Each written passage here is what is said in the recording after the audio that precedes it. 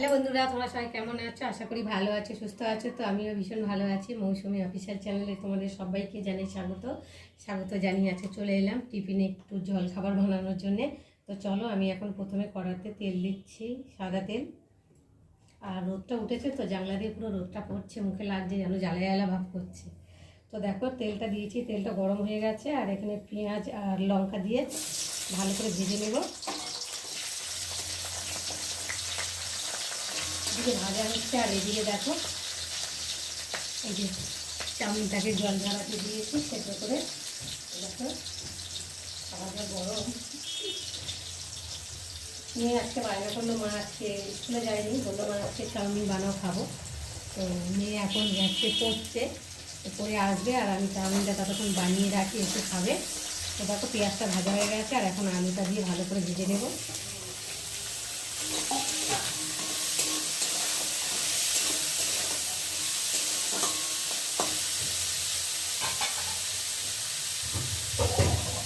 একটু ঢাকা দিলে আলুটা তাড়াতাড়ি সেদ্ধ হয়ে যাবে আর ভাজা ভাজাও হয়ে যাবে।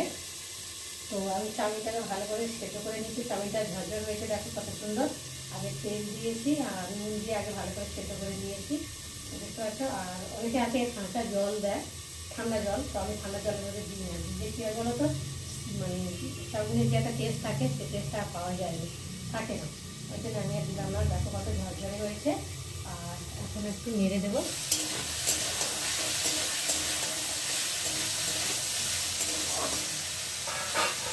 একটু নরম হয়ে গেছে, এখন আমি হাফ স্লিপ করছি। দেখুন নুনটা আগে দিয়ে সেদ্ধ করে নিয়ে তেলে অল্প করে নুন দিলাম।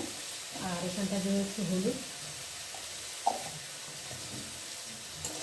চাউমিনে হলুদ অনেকে দেয় আবার দেয় না। আমার মেয়ে তো আবার হলুদ দিলে ওর ভালো কালার হবে।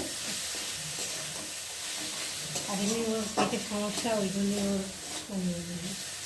অনেক কিছু খাওয়া বারণ আছে, সস ফস এগুলো খাওয়া বারণ। ওই জন্যই কোনো বাইরের খাবার খেতে দিই না। বাড়িতে মানে অল্প মশলা বলতে পেঁয়াজ লঙ্কা দিয়ে একটু বানিয়ে দিই। আর বাজারের থেকে কোনো খাবার বারণ, কেননা শুধু পেটের ব্যথা হয় বাজারের জিনিস খেলে।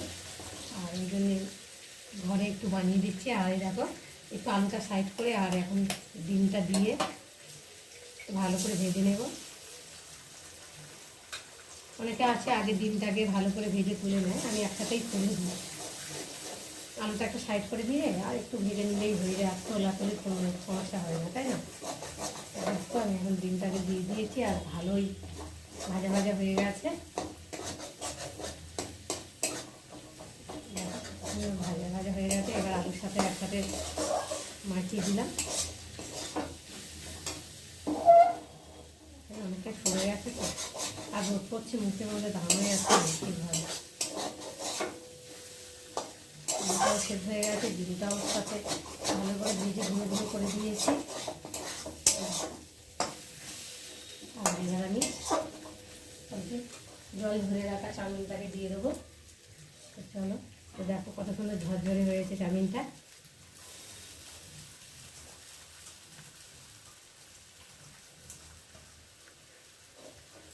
একটা চাউমিন তো দুজনে নিয়ে আর আমি খাবো সকালে টিফিন একটু, তারপর টিফিন খেয়ে নিয়ে তারপর রান্নায় যাবো। তো দেখো আমার চাউমিন বানানো রেডি হয়ে গেছে।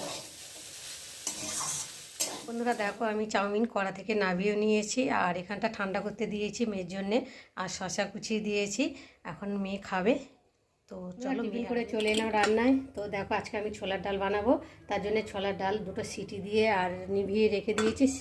আর এখানটায় কড়া বসিয়েছি আর এখানটায় দেখো মশলা করে নিয়েছি, কাঁচা লঙ্কা বাটা, জিরে বাটা, আদা বাটা, ধনে বাটা। আর এখানটায় শুকনো লঙ্কা, তেজপাতা, গরম মশলা, দারচিনি। আর এখানটা রয়েছে গোটা জিরে। তো চলো এখন আমি ফোড়নে দেবো। কড়া গরম করে আমি সর্ষে তেল দেবো কড়ার মধ্যে। রান্নাটা সর্ষে তেলে করলেই টেস্ট হয় ভালো। তো আর দেবো ফোড়নের তেজপাতা, শুকনো লঙ্কা, এখানে আছে লবঙ্গ, দারচিনি, এলাচ।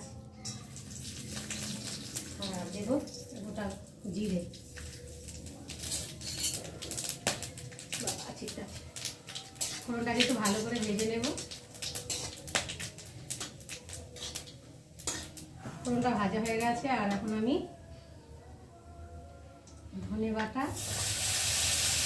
আদা বাটা, জিরে বাটা, কাঁচা লঙ্কা বাটা,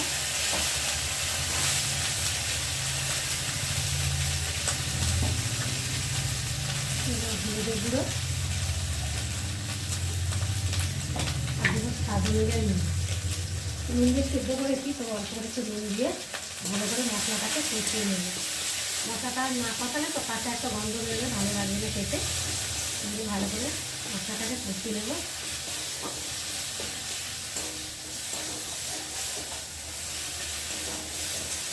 মশলাটা ভালোভাবে কষানো হয়ে গেছে আর মশলা থেকে তেলও ছেড়ে দিয়েছে, দেখতে পাচ্ছ ভালোভাবে কষানো হয়ে গেছে।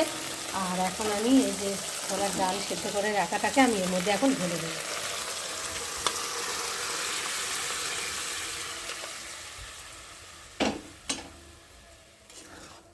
ভালো করে একটু ঢেকে দেবো।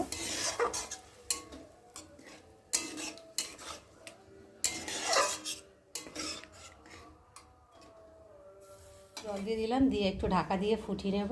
তো চলো বন্ধুরা, 2 মিনিট পরে ফিরে এলাম। তো দেখি, তো দেখতে পাচ্ছ ফুটছে টকবক করে। আর এবার আমি একটু নেড়ে, আর এই দেখো গরম মশলা দিয়ে দেবো। একটু ঝোল ঝোল মতো থাকবে, নাহলে বসে যাবে, তো গাঢ় গাঢ় বেশি হয়ে গেলে ভালো লাগবে না খেতে। গরম মশলাটা দিয়েছি। আর এবার দেবো স্বাদ অনুযায়ী একটু চিনি দিয়ে দেবো। চিনিটা দিয়ে একটু ভালো করে ফুটিয়ে নেব। তারপর দারুণ একটা সেন্ট বেরিয়েছে ডালের, খুব সুন্দর গন্ধ বেরিয়েছে দেখে। তো চিনিটা দিয়েছি, একটু ফুটিয়ে নেব।